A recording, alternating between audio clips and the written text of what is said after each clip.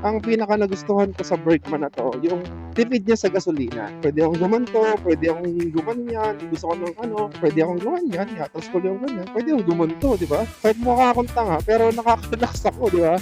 Hindi tatawaging Bergman 'to pag dito nagkasya. Itsura ng Bergman natin. Yung itsura niya. May basket dito. Tapos yan, di ba? Oh.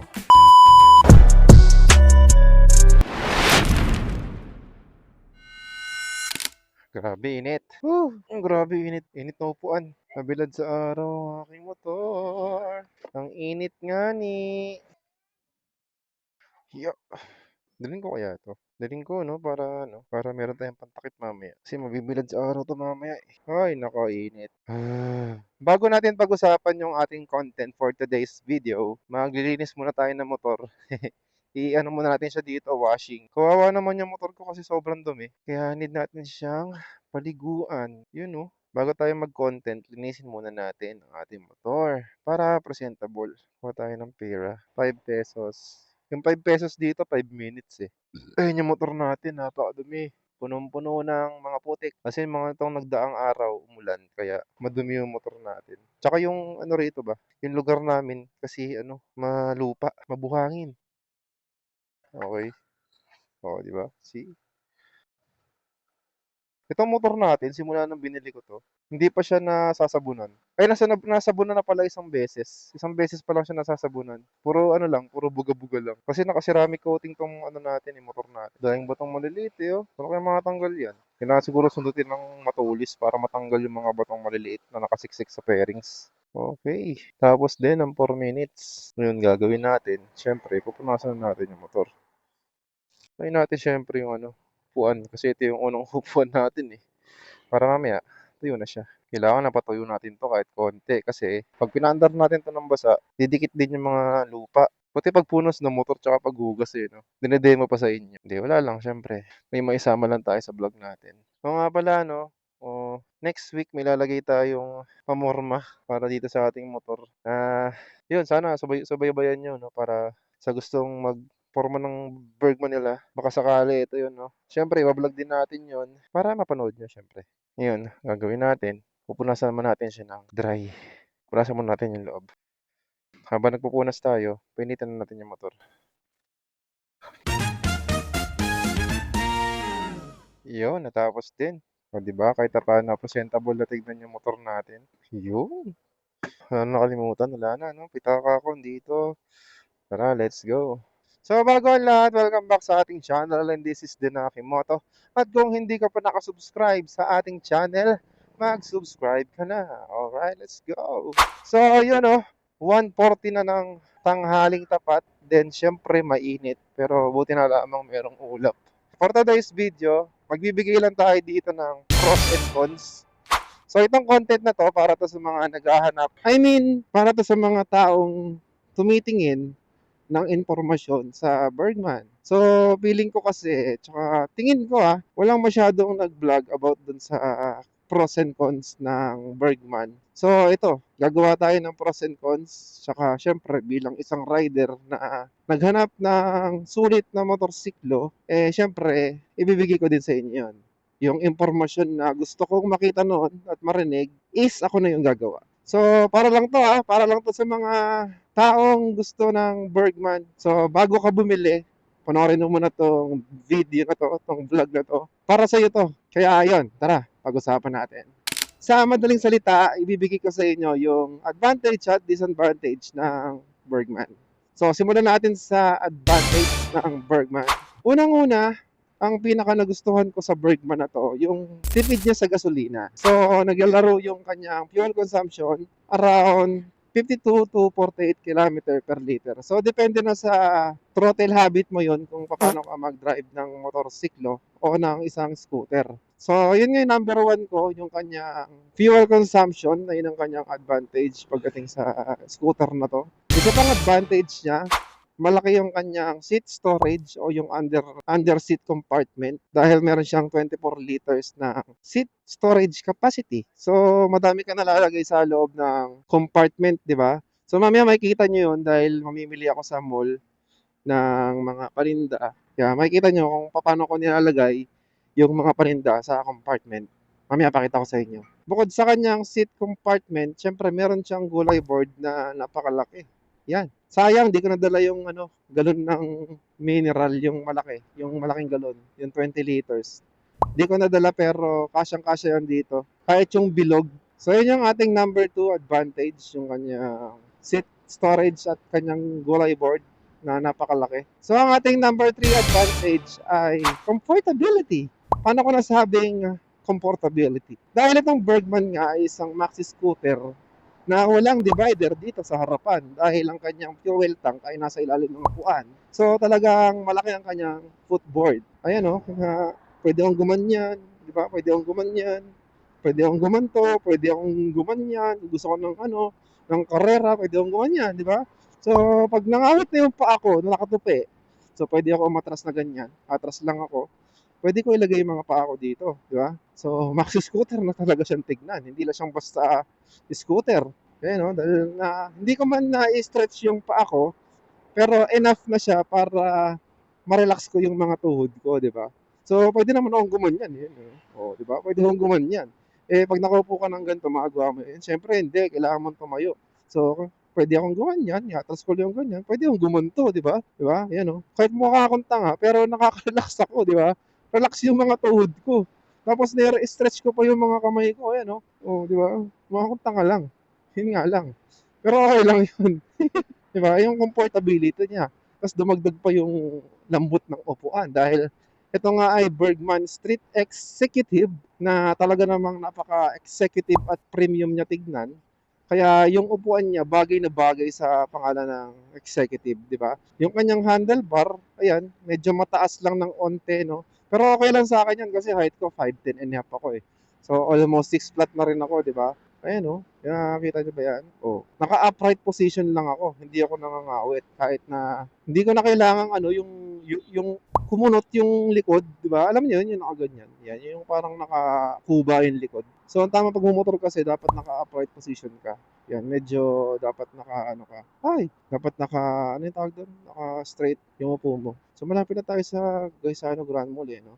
So, pupunta muna ako dito, mamamalengke muna ako. So, tuloy natin mamaya yung ating vlog. Init naman kasi. Ayun, no? So, buti na lang may dala-dala tayong takip ng motorsiklo. Yun, oh. Ohoy! So, kaya dinala ko to para dito yan. So, upuan natin. Tapos, tatakpan ko yung ating digital panel kasi natapatan ng araw. Magkakos ng blackout ng digital panel natin yan. Ingay!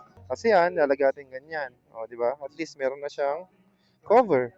Di ba? Tapos, may bato dito. Lagay mo yan dyan sa... Yan, para daily pa rin. Okay na. Mamaya na lang ha. Punta muna tayo sa loob. Yun lang, natanggal. Dumi ng upuan, tanggal yung bato eh, no? Ingay naman kasi. At least, di ba, nakatulong pa rin naman yung ating daladalang trapal. Dumi tuloy yung upuan natin. Dahil pang alikabok na ito eh. Diba, ito yung compartment natin na 24 liters. Meron pang kapore. May gear oil pa. Ngayon, nalagyan natin ito dito. Oh. Diba, di kasya. Lagyan natin yung soft drinks. Para magkasya, hihiga natin tong all-purpose cream. O, di ba? Ngayon, ayan na siya. Ito, lagyan natin dito. Kasya yan. Lagyan dyan. Ito, kakasya pa yan. Meron dito sa gilid. Hindi na kasya. Kasya yun. Hindi tatawagin Bergman to pag dito nagkasya. Hindi kasya.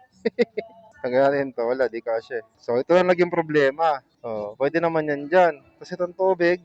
Di ba? Ay ko.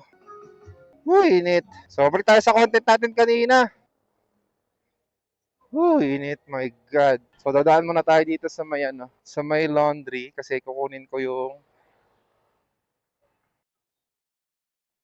lilingon pa siya no? Siya na nga yung mali. Napalingon lang ako sa kanya kasi nga, doon siya dumadaan sa way ko. Imbis na doon siya sa way niya, tapos saka siya tumawid ng intersection. So, kunin muna natin yung ating pinalaundry. 9 kilos yon yung ating pinalaundry. So, ngayon, syempre, ilalagay natin siya sa ating footboard. Lumalaban na yung init, ano? So, dito natin kukunin yung ating pinalaundry. Tapos na kaya. Ate, yung kay Denden kanina, 190 ate, no? Meron nga palang basket. Di bale, kuha natin ng paraan. Buti may tali ako. So, syempre, ito naman 'tong ibang paglalagyan kundi dito sa harap, 'di ba? Wala tayong magagawa kundi itali yan siya. Saan natin siya tatali? Siyempre dito. Ay naku, buti na lang talaga may dala akong tali. Dito natin siya matatali. My goodness. Ko lang mapatid. 'Di ba? Itsura ng Bergman natin. Itsura niya. May basket dito. Tapos yan, 'di ba? Oh, 'di nagugulong yan. Ay nako. So yun, uwi na tayo. So yung mga tatlong nabanggit ko sa inyong advantage ng Bergman na 'to, ayun yung mga typical na physical na makikita mo sa katangian ng isang Bergman. Street X. So kahit standard na Bergman or yung street na Bergman, same pa din naman siya ng quality na nabibigay. Ang pinagkaiba nga lang nun kasi is hindi siya silent start, yung standard or yung street. Tapos maliit pa ang gulong niya sa likod dahil naka-size 10 yung mags niya sa likod. Hindi katulad ng Street X ay naka-size 12 na ang mag sa likod. So, pagdating naman sa gulay board at seat compartment, ganun pa din naman, same lang naman. Kaya consider nyo na rin to na same pa rin ng Bergman Street Standard. So, tapos na tayo sa advantage ng Bergman natin compare sa ibang motorsiklo. So, doon na tayo sa con. So, kung napanood nyo yung previous vlog ko na last vlog about sa Bergman issues, yung mga issues na yon madali lang naman siyang gawa ng paraan. Madali lang naman siyang iresolba. So, ang pinaka number one cons ng motorsiklo na to ay walang iba kundi ang pyesa. So, ayun lang ano. So, doon ako nadali ng motor na to. So, bali ang hirap palang maghanap ng pyesa ng Bergman. Siguro kung nasa Manila ka, madali lang humanap ng parts ng Bergman, lalo na sa mga pang CVT at para sa makina. Meron silang mga spare parts para dyan. Pero ito, number one, sure ako, mahirapan kang humanap ng aftermarket na parts ng Bergman. Yan ang totoo guys. Kasi ito nung bago ako kumuha ng motorsiklo na to, syempre naganap ako ng disadvantage at advantage ng Bergman Street X. Diba? So, kinumpara ko tong motor na to sa ibang motorsiklo na 125cc. So, bakit ko nga ba to ito yung pinili ko? Pinili ko siya kasi sobrang komportable niyang dalhin. Then, napaka-spacious ng kanyang seat compartment at ang kanyang gulay board. So, nakikita nyo naman, di ba? So, ayun yung number one reason kung bakit ko napili itong motorsiklo na to. Kahit na nasa Manila pa ako, ito na talaga yung gustong-gusto kong kunin. Pero medyo nag-aalangan ako sa presyo. Kaya napunta ako sa Motorstar 150 Fi nung nasa Manila ako. Although madami na ako naging motorsiklo nung nasa Manila ako. Actually, itong motorsiklo na to ay pang 10 motorsiklo ko na sa loob ng 5 taon. Ganon kabilis. Para sa akin, ayun yung number one disadvantage ng motorsiklo na to. Yung kanyang pyesa. Hindi siya tulad ng mga Honda Beat, Honda Click, Yamaha Mio, Aerox, NMAX, PCX, ADV na kahit saan ka mang shop mapunta or lugar, masiraan ka man kung saan-saan, basta merong shop na malapit, ay mapapabili ka ng aftermarket sales of parts ng mga motor na nasabi ko. Pero dito sa Bergman ay wala kang makikita. Sobrang dalang. Parang umaambon. Umuulan nga guys. Kaya na, nababasa ako. Uy! Nagulat ako sa patak ng ulan at malaki. So, feeling ko kailangan natin sumilong. Silong tayo at mababasa. Yeah. Mababasa yung damit. Daladala natin. So, naghugas tayo ng motor kanina. Tapos yan, basa na naman siya. So, yun, yung kanyang number one disadvantage dahil mahirap hanapan ng pyesa tong Bergman. Bergman Street Standard or Bergman Street X ay same. Mahirap hanapan ng aftermarket na pyesa. So, ang nare-recommend ng ibang rider na gumagamit ng Bergman ay yung mga kasukat lang. So, galing na ako sa mga ganyan, yung mga kasukat-kasukat. Kasi, syempre, nag-motorstar tayo. Nagkaroon tayo ng mga China bikes. Bali, yung mga motorsiklo na yon, ang mga nilagay natin doon, kundi GY6 na pyesa, ay mga kasukat. So, yung motorstar ko kasi na 150 Fi, ang kasukat nun, NMAX tsaka Honda Click. Or PCX, dahil same-same lang naman sila ng sukat. Lalo na sa clutch bell. Ay, naku, lumalakas yung ulan. So, ayun. Hindi ko siya agad na research no, nung bago ako kumuha ng Bergman. Kasi syempre, pumasok sa isip ko, na branded 'to, siyempre madami 'tong piyesa na available sa mga shop or kahit saan man, makakahanap ka ng piyesa na para sa kanya, na kahit aftermarket, 'di ba? Hindi katulad ng iba na motorsiklo na kunyari CVT set, meron pang Honda Click, RS8 or JBT, o yung mga bagong labas ngayon na mga piyesa, merong isang set na para sa CVT, di ba? So itong motorsiklo na to, so makakahanap ka lang ng CVT set nito sa mismong Suzuki, yung SGP. So sa Shopee meron nun eh, pero sobrang mahal talaga ng piyesa ng Suzuki, grabe. So masasabi mo talagang executive tong motorsiklo na to kasi ang mahal ng piyesa, biruin mo yung kanyang belt ay nagkakahalaga na ng 1,800. Sobrang mahal, di ba? So hindi katulad sa mga Honda, Yamaha na may mabibili ka na 700 to 1,000. So dito ang mahal, sobrang mahal niya. Ultimo yung bola na 6 pieces ay mabibili mo ng 1,100 pesos. Samantalang yung mga Honda Click, Yamaha, Aerox, Semnox na yan, mabibili mo ng 500. Sabihin na natin pinakamura is yung 250 or 300 pesos na aftermarket na pyesa na mumurahin. Pero meron, di ba? Sa Bergman wala eh. So bali ang malalagay mo sa kanya yung kasukat, yung pwede sa kanyang puliset. Pero wala. Suzuki, matibay, kaya mahal ang pyesa niya. Ganun talaga eh. Siyempre, Suzuki yan, di ba? So, kung gusto mo ganun pa rin yung performance ng motorsiklo mo, siyempre, ibabalik mo yung mga stock na pyesa niya sa original. So, hindi mo na kailangan bumili ng mga aftermarket na pyesa na ibang brand or kasukat, pero maiiba yung performance ng motorsiklo mo. Pwedeng bumagal, pwedeng bumilis, pero malakas sa gasolina, pwedeng mabagal, pero tipid sa gasolina, pero quality pa rin yung takbuhan. So, depende kasi kung madami kang budget, talagang matutune mo yung panggilid at pyesa ng motorsiklo mo, di ba? So, makakahanap ka ng iba't ibang pyesa kung madami kang budget, kung gusto mong itry lahat. Pero sa mga katulad nating rider na gagamitin ng motorsiklo at pag kailangan ng palitan ng pyesa, tsaka papalitan. So, nandoon kasi tayo sa pinaka-point ng mid-class na rider eh. Wala tayong masyadong pera para sa mga upgrade niyan. So, kung mag-upgrade man lang ako, siguro yung next na mapapanood nyo sa vlog ko, so yun yung magiging upgrade natin para magkaroon siya ng forma kahit paano. Ultimo, itong kanyang brake lever ay ang hirap hanapan ng aftermarket. So, stock kung stock lang talaga, pero Bergman is Bergman. Bergman Executive is Bergman Executive. So, yun lang siya. Kung gusto mong ganun pa rin yung kanyang performance, bumalik ka sa kanyang stock or original parts. Ay, so kailangan mo talagang pag-ipunan. Pero pag sinabi kasi Suzuki, Honda, Yamaha ay talaga namang quality. So, hindi mo na kailangan ng mga aftermarket parts. Doon ka na lang sa stock.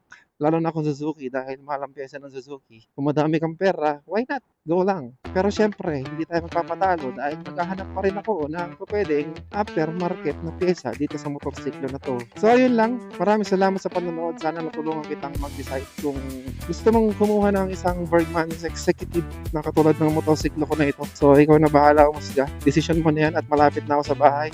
Maraming salamat sa panonood. Like, share, and subscribe ng ating YouTube channel. Woo!